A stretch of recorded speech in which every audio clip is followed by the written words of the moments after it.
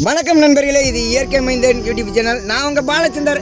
மாப்பிள்ளை டிஜேயோட ஒளிப்பதிவோட இன்னைக்கு மாப்பிள்ளை ரொம்ப வருத்தப்பட்டு சொன்னார். என்ன மச்சான் பொழப்பு இது, சி கருமா, இதுக்கு தான் மச்சான் பாதி பேர் வெளிநாட்டு பக்கம் ஓடி போயிடுறாங்க அப்படின்றாரு.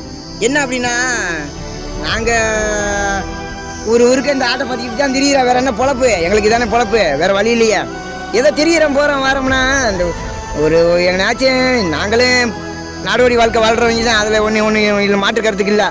இருந்தாலும் ஓரம் சாரத்துக்கு இல்லை, நாங்களே எங்கேயே ஒரு ஓரம் சாரத்தில் மேய்ச்சிட்டு போகணும்னு போனால் இந்த அங்கே ஆடு மாடு மேய்க்கிறவங்க என்ன செய்யறாங்கன்னா, இந்த பகுதியில் வராது, எங்கள் ஊரில் நீங்கள் மேய்ச்சிட்டு போயிட்டா நாங்கள் எங்கே போகிறது அப்படின்னு கேட்குறாங்க.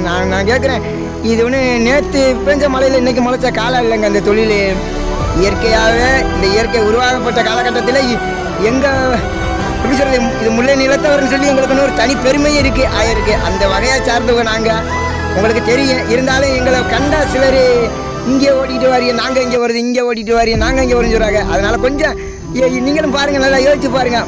மழை பெஞ்சா தான் பில்லு, மழை இல்லைன்னா 4 நாளைக்கு மழை இல்லைன்னா அதுவே பட்டு போயிடும். அப்புறம் உங்கள் யாரும் பட்டினா யாரும் பட்டினா, அதுக்காக ஆந்தாதியை ஓரளவுக்கு சொல்லுங்கள், ஓரமாக ஓட்டி போங்கப்பா, நாங்கள் ஒரு ஓரத்தில் மேய்க்கணும்னு சொல்லுங்கள். நாங்களே அதுக்கு ஏற்ற மாதிரி எங்கள் ஆட்டுகளை ஓரமாக ஓட்டிக்கிறோம். அதை விட்டுட்டு நாங்கள் எங்கே வருது நீங்கள் வந்து மேய்ச்சிட்டு போயிட்டோன்னா நாங்கள் ஒன்றும் அண்டை நாட்டவர் இல்லை, நாங்கள் இந்த மண்ணில் பிறந்தவர்கள் தான், நாடோடி வாழ்க்கையை சார்ந்தவர்கள். அதனால் சிந்திச்சு பாருங்க கொஞ்சம்.